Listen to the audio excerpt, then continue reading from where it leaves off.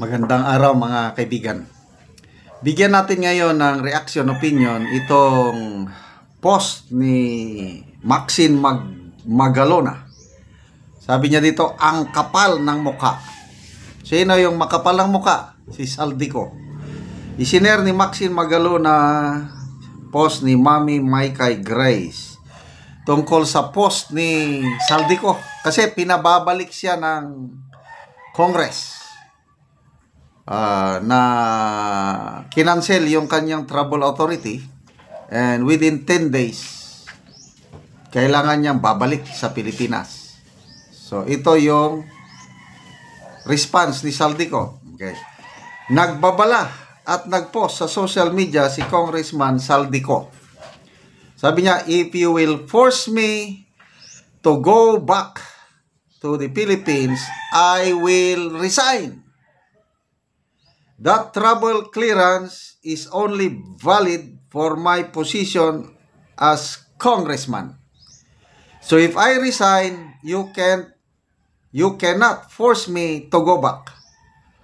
Makatarungan ba na pilitin niyo ko bumalik sa Pilipinas habang ako ay nagpapagaling sa aking sakit? Gayong walang sapat na kakayahan ang Pilipinas na pagalingin ang aking sakit. Huwag sana magmadali dahil uuwi ako at hindi ako tumatakbo dahil malinis ang konsensya ko. Congressman Saldico. Okay. Granting na may sakit siya. Okay? Granting lang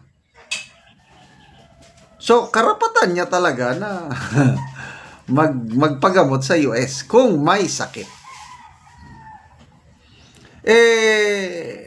Ang dami namang magagaling na doctors at hospital sa Pilipinas. Sa totoo lang, St. Luke, punta ka dyan. Kaya lang, kung talagang may sakit siya, sige na lang, magpagaling ka dyan. So, ito ngayon, dito natin makikita kung gaano, dalawa ito Kung totohanan itong Marcos administration at ang Congress na panagutin, dapat may gagawin sila. Kaya lang kung palabas lang ito, wala na yan. Tahimik na lang. Okay. Kung ako ang presidente presidente na lang dahil everything goes up to the president. Siya lang hindi yung kongreso. Kung ako ang presidente, gusto ko talagang panagutin ng mga yung walang sasantuhin. Kasi nung tinanong siya ng media na, hindi nyo ba pinsan mo yan si Romualdez, plus Saldico, hindi nyo ba sila parang cover up? Sabi niya, tumawa pa siya. Alam mo niya yung style niya. They will not be spared. Wala, parang baliwala lang. Wala akong makitang galit sa kanya. Walang emotion Kung totoo ang presidente na gusto niyang panagutin yung mga nasasangkot, sabihin ko ang Speaker of the House, okay, expel. Okay, mag-resign siya, And then, what's next? Cancel his Philippine passport. Di ba pwede yun? Nagawa nila kay ex-Congressman Tevez. Kaya madali siyang nahuli dahil undesirable alien na siya. Wala na siyang citizenship. Dahil kinancel ang kanyang passport. So kung magkatigasan ng ulo na mag-resign itong si Saldico, dahil may sakit mag-resign siya as congressman. Di patunayan nila. I-cancel ang kanyang passport. Kung igiit niya na may sakit, ipaproduce siya na magkuha ng medical certificate. Hanggang ngayon, wala pa siyang may naipakita na ba siya na medical certificate? Permado ng doktor nga talagang may sakit siya. As far as I know, wala pa akong nakikita. Maliban lang kung talagang may sakit ang prueba, medical certificate. Kung totoong may sakit po kayo, congressman ko, para maniwala ang taong bayan, magpalabas kayo ng resibo. Hanggang salita lang. Maniniwala ba kami? Hindi ako maniniwala na may sakit siya hanggat wala siyang may papakitang ganun. So ito na ngayon, challenge sa administrasyong ito. Kung totohanan, ipurso nila. Pauwi yun at all cost. Kailan kung tatahimik sila, yun. Makikita mo, hinang-hina talaga.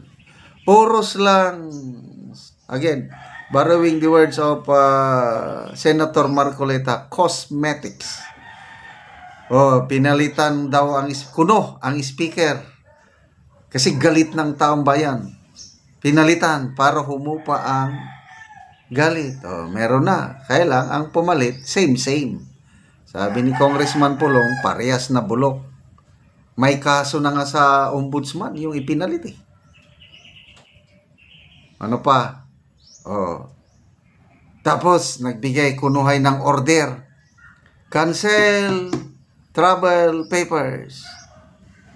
Let him go back in 10 days.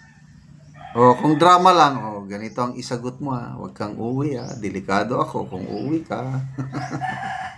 So, hindi nyo na po maluloko ang taong bayan. Age of social media ngayon. So, bantayanan natin ang mga kaganapan. Huwag tayong paluloko. So, magbasa lang tayo sa mga comments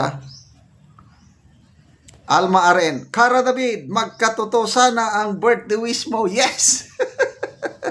Sikat si Ma'am Cara David. Lahat sana ng kurakot sa Pilipinas magurgur na.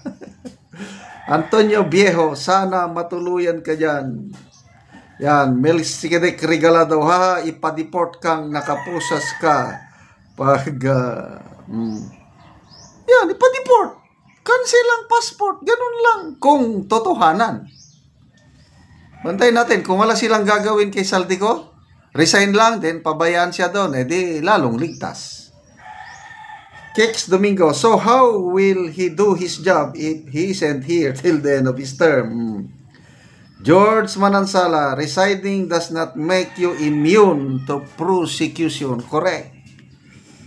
Bagakag nawong Interpol is waving. Ang daming pamamaraan. So, prove it, Mr. President, that you are sincere in going after this. Although hindi pa naman napapatunayan kaya lang they must return here. Face yung Independent Commission, face Blue Ribbon para magkaalaman na. Salamat mga kaibigan sa inyong pagsubaybay sa ating channel. Nakakatulong kayo ng malaki sa tribong Talandig ng Bukidnon dahil ang sweldo natin sa channel na ito is pantulong natin sa tribo. Namimigay tayo ngayon ng livelihood assistance sa kanila. Nagpapatanim ng saging lakatan at Arabica coffee. Panoorin nyo ang video nito. Sa area ni Manoy Sidrino, so magabono siya karon. Muna nang itsura sa duha na kabulan nga kapehan ni Manoy Sidrino. So gawas nga hinlo, tambok pod ang iyang kape na anay mga sanga.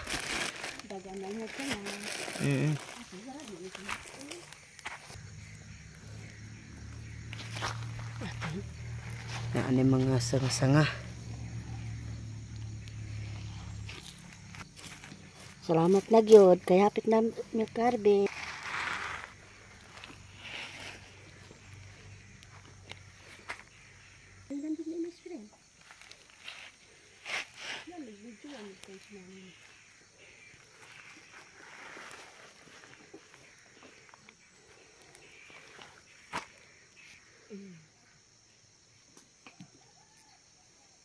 Karon human sa pag-abono, maga-spray na pod.